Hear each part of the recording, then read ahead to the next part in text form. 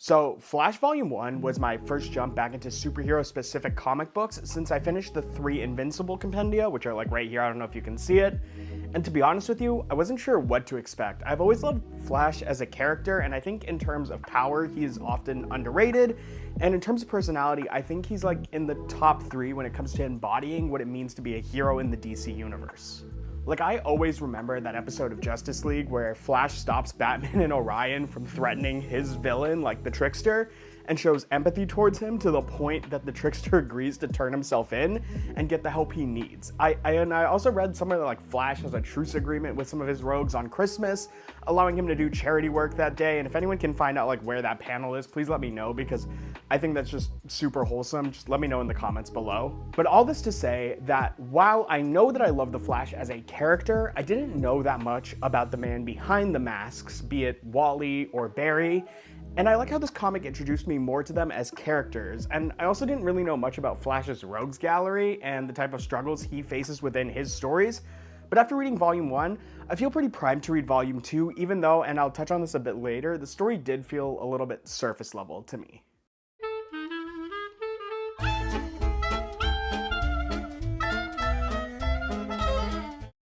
Hello everybody and welcome to the channel. My name is Jared Chaw and welcome to my series called Reading Rebirth, where I, a once huge superhero nerd, am trying to shake the dust off my cape and cowl and get up to date with the current comic book run for the DC universe, spanning from Rebirth to the dawn of DC. I love superheroes and I'm so excited to share my thoughts on the new directions each of these artists and authors are taking so many of my personal favorites. But beyond just comics on this channel, I also review books, manga, and every once in a while I will drop the occasional discussion or video essay video on some of my favorite topics in the world of literature. I also stream sometimes on Twitch, primarily on Wednesdays and Saturdays, so check me out there if you want to see me try my hand at video games.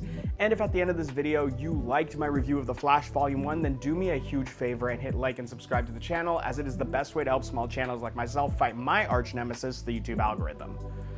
But back to the review. The Flash Volume 1, Lightning Strikes Twice, which is a great name for a Flash comic book, by the way, by author Joshua Williamson and illustrated by artists David Gianfelice, Jorge Corona, Neil Gauger, Felipe Watanabe, and Eau Claire Albert, and assisted by so many others, had a massive undertaking of being the first major superhero introduced into the Rebirth universe, with the last universe entry, Wally West, serving as the kickoff point for the DC Universe Rebirth #1. Williamson and his team had to really show the ethos of this new continuity's mission of reviving the love, relationship, and joy of legacy characters and in this run. And personally, I don't think after reading this volume they could have started with a better superhero to display that with than with the Flash. The story starts post-discussion between Barry Allen and the Wally West that took place in the first issue of DC Rebirth, with the Wally of that world going off to try to gather more information about the oddities of his time travel and the universe reset stuff, and Barry Allen being on his, like we first see him in his day-to-day life as a CSI forensic scientist.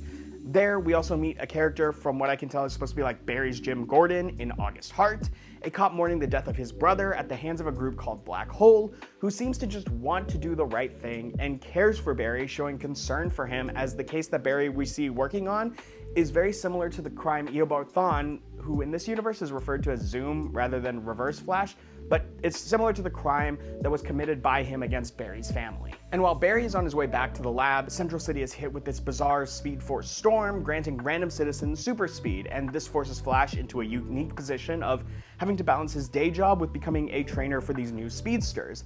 And as Barry trains these new speedsters to be heroes, he discovers that someone is killing them one by one, draining them of their power. That killer turns out to be Godspeed, who honestly I think is one of Flash's coolest looking villains, and is not only on a villain killing spree, believing vengeance to be the only form of justice worth pursuing, but is also capable of stealing speed from other speedsters. And of course, Barry Allen, along with this universe's Wally West, is tasked with coming up with a way to stop him. And if that little summary was enticing to you, then please go read it if you haven't already, because we're about to jump into all the things that I like and didn't like about this volume, and of course there will be spoilers. So again, if you want to read that, go do that, then come back here. Okay, let's start with the likes this time. The Flash is a very positive guy, so I'm gonna try to channel some of that energy, some of that positivity into this video structure. And so I'm happy to report that my first like is that I enjoyed the character of Barry Allen. Like I said up top, The Flash I'm most familiar with is Wally West, and while obviously Barry doesn't really have the same humor and levity as a character like Wally, he really shines as this person desperately seeking to do good. This comic had a line that really stuck out to me, which is when Barry says something like, "I wish I could say that I like my job, but the truth is it's just a reminder of another time that I was too late." And while I like my Flashes to be more happy and upbeat, like those type of characters, this line put Barry into a focus to me like I've never seen him before. I also love the emphasis on both Barry's morals and intelligence in this story. When Godspeed is revealed to be August and the two of them are fighting outside Iron Heights because Godspeed wants to go in there and murder all of the superpowered villains that Barry put away for the betterment of Central City and for what Godspeed actually genuinely believes to be the betterment of Barry too, I love how Williamson showed just how deeply Barry believes in protecting life, even when it's inconvenient or dangerous for him.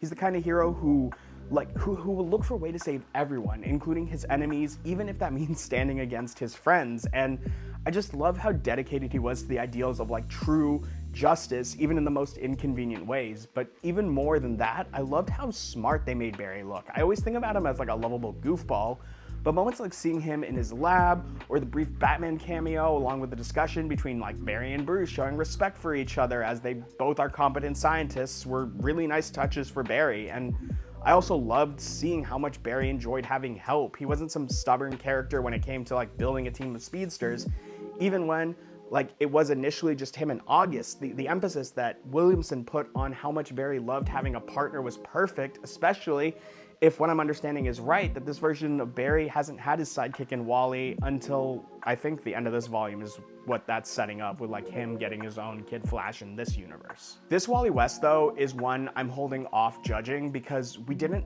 really get much of him. I did like how he's introduced in the story as a huge fanboy of the Flash, and honestly just how much Central City loves the Flash.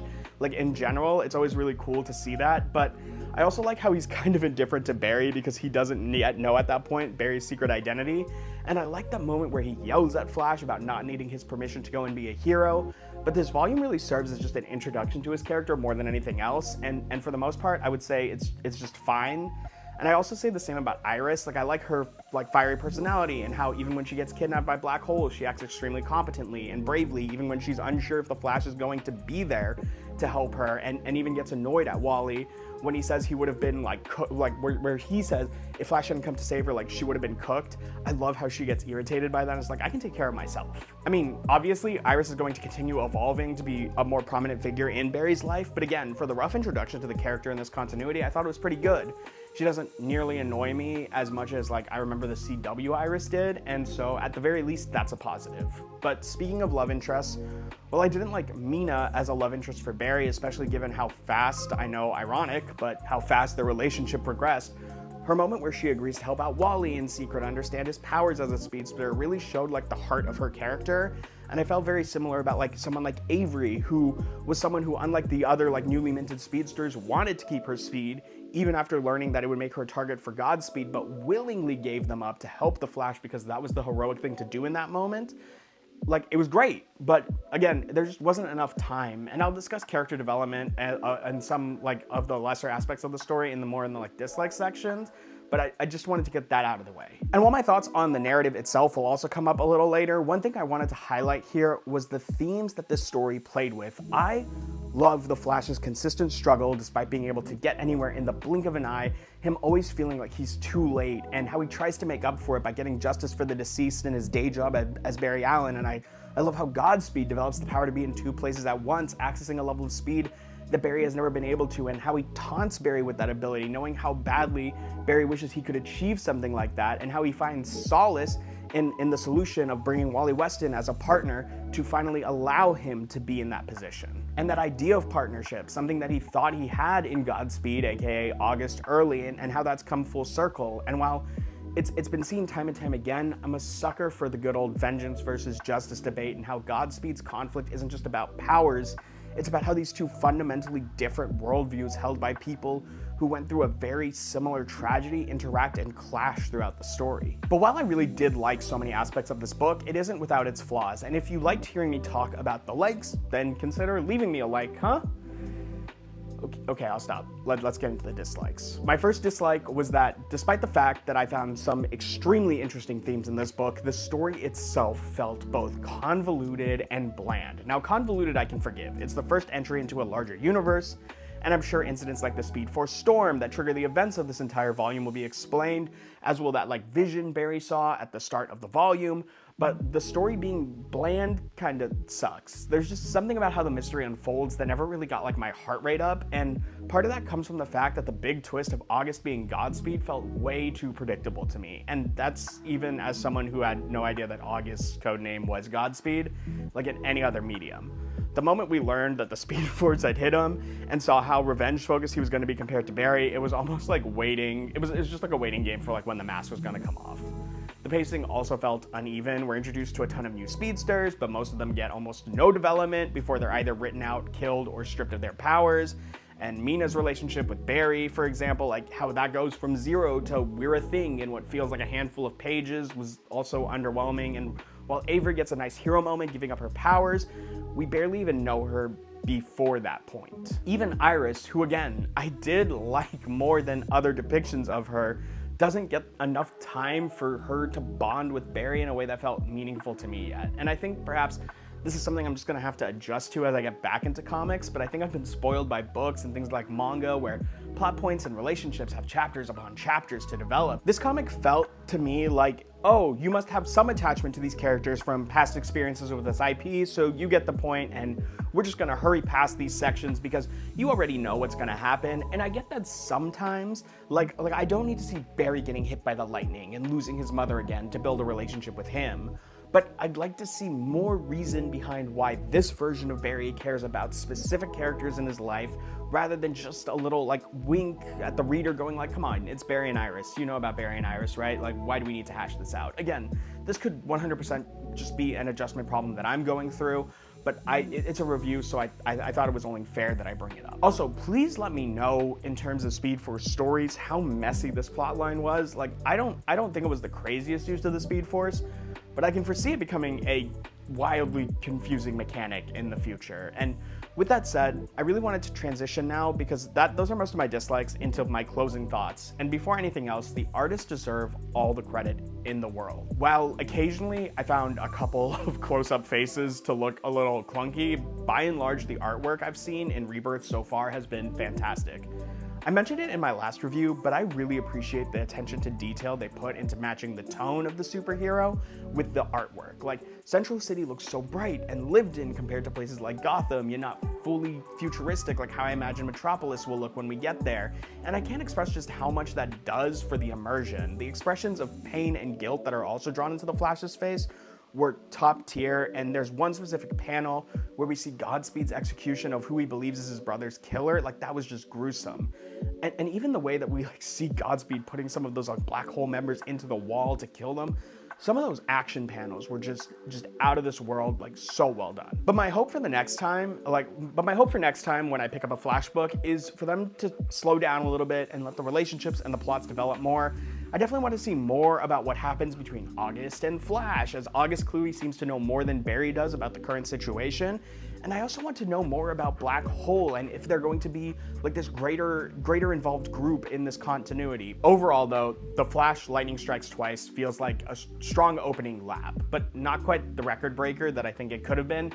It's a book packed with really interesting ideas, some genuinely great character beats for Barry, and a villain with real thematic weight, but it sometimes stumbles in the pacing, the predictability, and giving side characters enough room to breathe so that we care. But that said, it absolutely did do its job in making me want to read Volume 2. I'm invested in seeing where Wally's journey goes, whether Black Hole becomes this really long-term threat, and if August will continue to play a role in Barry's growth, either as a rival or something even more complicated than that. But if you're new to comics or returning to them after a long time like me, The Flash still felt like a really good entry point into Rebirth, and you'll have a mostly fun time reading it. For a number rating, I'm feeling maybe a 3 out of 5, good, but definitely room for upward mobility. But anyway, those have been my thoughts on Flash Volume 1. Let me know what you thought of the story in the comments below, and also let me know where The Flash ranks amongst your favorite DC heroes. And of course, if you enjoyed this video, you know the drill. Like, subscribe, and help me keep outrunning the YouTube algorithm. But thank you so much for watching, and I'll see you in the next one. Peace.